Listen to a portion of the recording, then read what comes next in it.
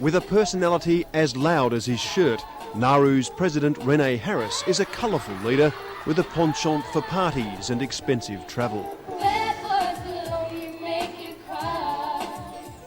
This bad boy won new friends in Canberra by bailing out John Howard from the Tampa refugee crisis.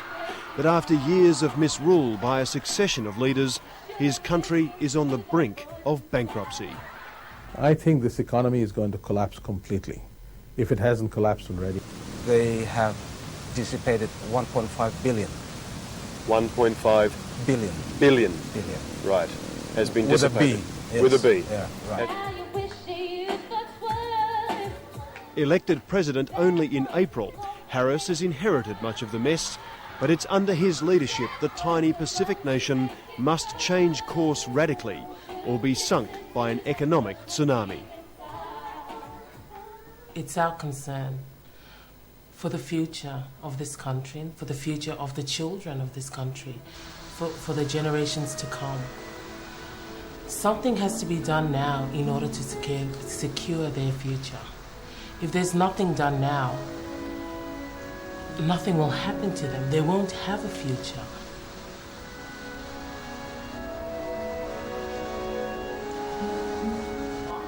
And we have 225 kilo on the bar for going on. This is Madam TV. Rock and roll, come on.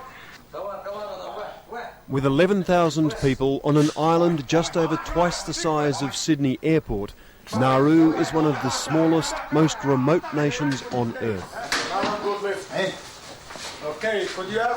So it surprised many when, with little more than guts and ability, Nauru recently won a world weightlifting title, and with it, the glory of hosting a global championship. Has anybody got any fourth and final attempt for the record? It's the kind of uplifting example the Pacific desperately needs, but lack of funds lost them the event and revealed just how broke this nation is, for the government can no longer afford to send these would-be world beaters off the island.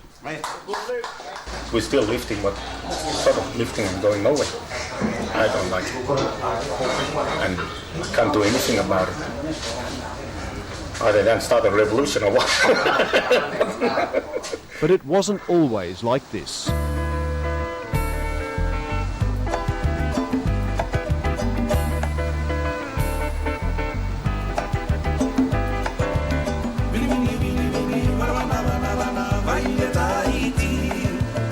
Happy, healthy and wealthy, the Nauru of just a few decades ago was everything the Pacific Island paradise could be, and very much more.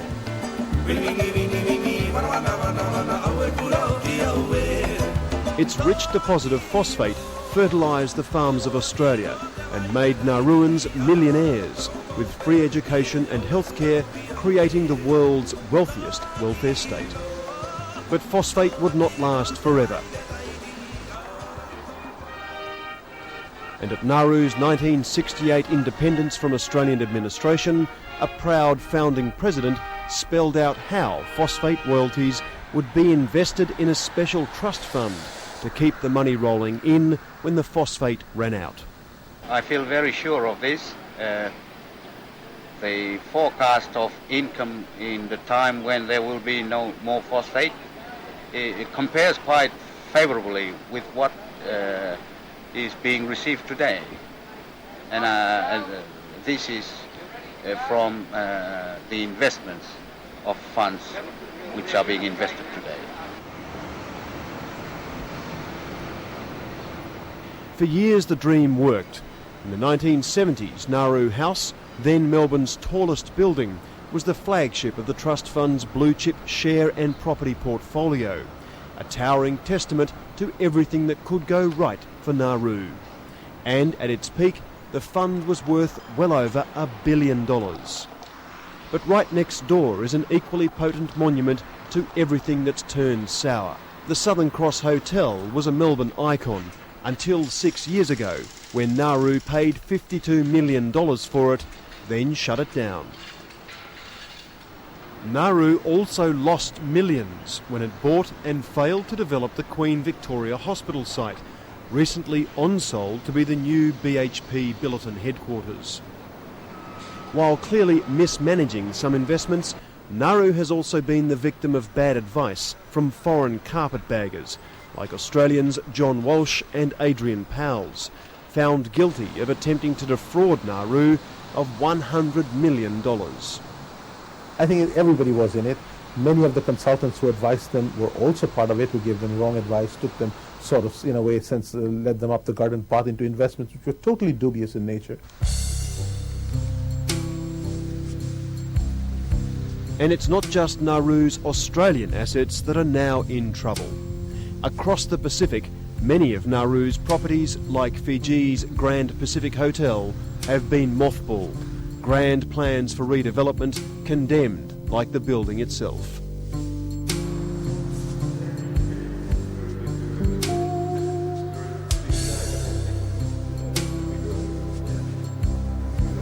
What used to be called the Diamond of Fiji is now an embarrassing dud. What's happened here at the Grand Pacific Hotel sums up everything that's gone wrong with Nauru's investments. A prime location loaded with potential that's been left to rot because the money that should have been spent on redevelopment has either been squandered or stolen. I would say that our investment funds are merely myths now. A myth. A myth now. So you think there's nothing left? Nothing left. It's very serious.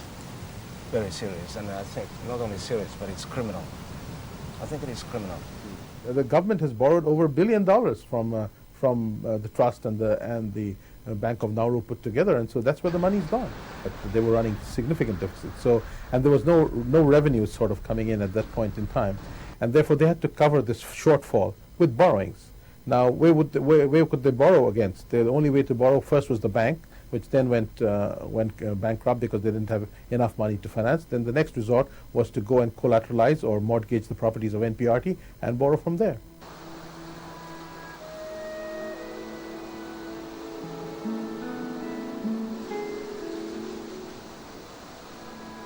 Back on Nauru, the wreckage of the island's economy is becoming apparent.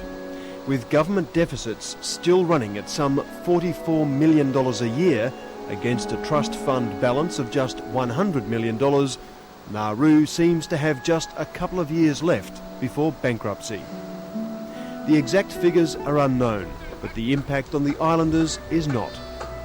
Picture a sudden reversal in that standard of living, where you have power blackouts, where you have only three hours of power in a 24-hour period, where you have children who cannot go to school sometimes because the school has been shut down because there is no water there, because the power is not available, where at home they have to stay at home, where the parents have not been paid for up to a month. Picture a scene where even your hard-earned savings cannot be accessed through the Bank of Nauru. To make matters worse, Nauruans are starting to fight over what's left of the island's exhausted interior. A dispute between the Nauru Phosphate Corporation and landowners over royalties has crippled phosphate production, virtually stopping export revenue. Given Nauru's economic crisis, it surprised many when it agreed to host the recent Pacific Islands Forum. It's an expensive event needing an eye for detail, like getting the red carpet out before New Zealand's Prime Minister disembarks, or making sure the Garland girls don't ignore her.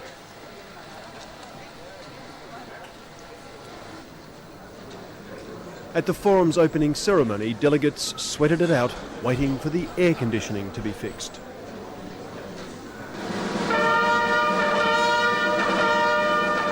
"20 minutes later, Rene Harris received his presidential salute.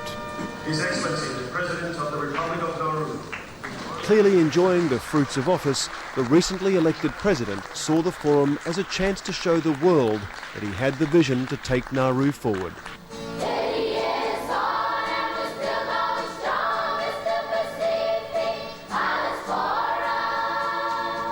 Seizing his chance for statesmanship, Harris issued an appeal on behalf of the next generation. My children, your children, they have hope for the forum, because that is all they can cling to. The sentiments are noble, but few in his audience would know that they were listening to a thug, a convicted felon. And may God bless the President. Thank you. 3 years ago, Harris, along with two of his hoods-wielding whippersnippers, freed a few relatives from Nauru's police lockup. Harris was convicted of serious assault and jail-breaking. And there's more. Foreign correspondent has obtained this Justice Ministry report alleging grave financial irregularities involving huge amounts in the office accounts of the Nauru Phosphate Corporation, committed by its then-chairman, Rene Harris. In what the report called a gross violation of corporate norms, Mr Harris racked up a bill of over $231,000. In 1998, there was the Minister of Justice filed a complaint against you for the alleged misappropriation of some $230,000. What's your response to that? I'm not aware of misappropriating that amount of money. No, I'm not. Well, they listed in document forms quite a number of cases that they say was a misappropriation of money by you and your family while you were chairman of the MPC. Well, no, I'm not aware of those. I'm not. Could I maybe show you a couple? Yes. The documents show Chairman Harris liked travelling by Concorde. Nearly $18,000 of corporate money was spent to fly him and his wife from London to New York. He used $24,000 of corporate funds as a deposit on a house here at 3 Cameron Street in Melbourne. Then there were the regular cash advances he gave himself, his wife and his daughter, all through the corporation's account in Melbourne. Yes, but that couldn't be a counterpart. We could have paid money here and give it to her in Melbourne. It's done every day. Not so, according to former Justice Minister and sitting MP Tony Aldoa. Well, that's inappropriate. That is, obviously... That shouldn't be done, yeah. if that's the case. That is the case, that is out of line. Also detailed were the corporate American Express cards used by Rene and his wife to buy clothes, lingerie and jewellery. The money's come from the corporation for things like clothes and jewellery by your wife over a considerable number of years. Well, if it's on the Amex, yes, you would buy jewellery, but you wouldn't just buy jewellery out of NPC account. Well, that appears to be what's happened. Well, I can show you. Harris says he's repaid all the money, but after repeated requests has failed to provide us with any proof. And senior company sources insist most of the money is still outstanding. His personal finances and what has happened and the charges against him would play a key role in how we go forth from here. What we would like to see, which is why we're trying to set up some sort of a meeting sooner or later when we come to a decision as to whether he's going to change. He's going to make some changes in the government, the way the government operates and the way he or his colleagues in the government operate as far as their personal finances are concerned. If there is an alternative, this is it. A nascent opposition formed in the back room of a friend's house, focused on one thing: why Nauru can no longer pay its bills. We think the government should be coming clean on what the status of our trust funds are, on what the status of our Bank of Nauru is, what is the status of our phosphate industry. Why are our trust funds not able to supplement the income formerly derived from phosphate exports? Why are people not able to access their savings from the Bank of Nauru? Calling themselves the Visionaries, this group has launched the island's first news sheet to question their leaders on where the money is going. But criticism has its costs. When my association with this group came to light with the government, I was given a not so subtle warning that my public involvement would not be in the interest of my professional career. As presidential as the closest advisor to the president. But I think that the time the time has come when someone has to make a stand for what is in the greater national interest. Many Nauruans would agree. As the money runs out, times are becoming intolerably tough for the living and the dead. 2 of the NPC workers went to the generator at the hospital, and they were shocked to smell the stench there, because the morgue was dripping blood outside and coagulating, I guess, the word. Yeah. Simply because of the lack of power. Yeah. It was a dreadful situation. The what? The morgue itself, the morgue, where the dead bodies are, you know, and I mean, it's a graphic situation, a graphic example, if you like, of where the government is just failing to pay its bills. We don't have a morgue on Nauru. Someone's exaggerating. You're getting the wrong end of the stick. No, that's why we appreciate the chance to see you about it. Okay. There is no morgue on Nauru. Mr. Harris is clearly out of touch.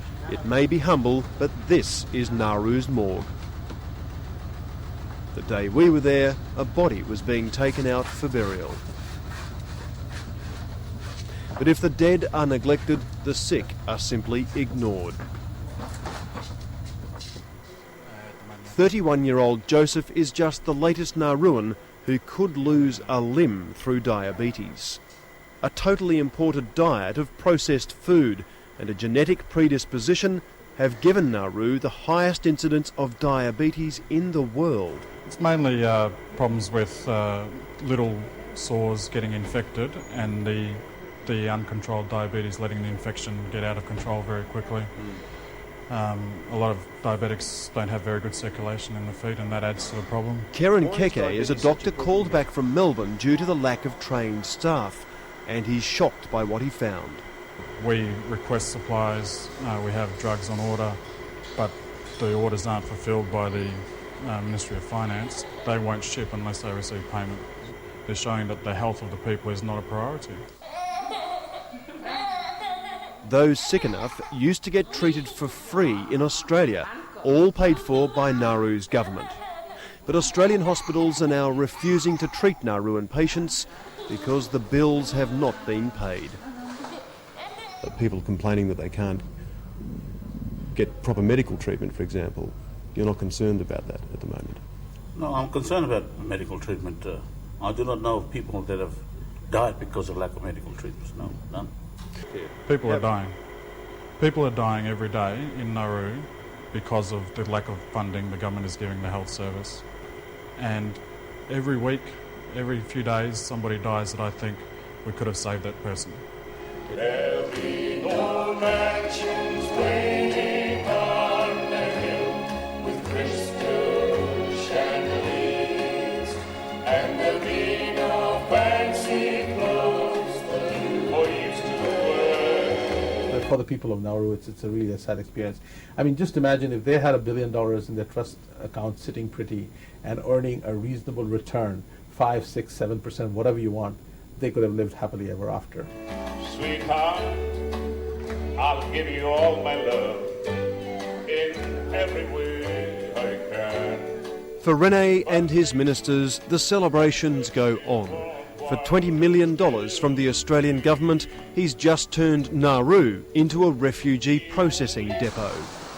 The Pacific solution may well have helped John Howard, but with a record of accountability as busted as the landscape itself. The question is, who is going to save Nauru?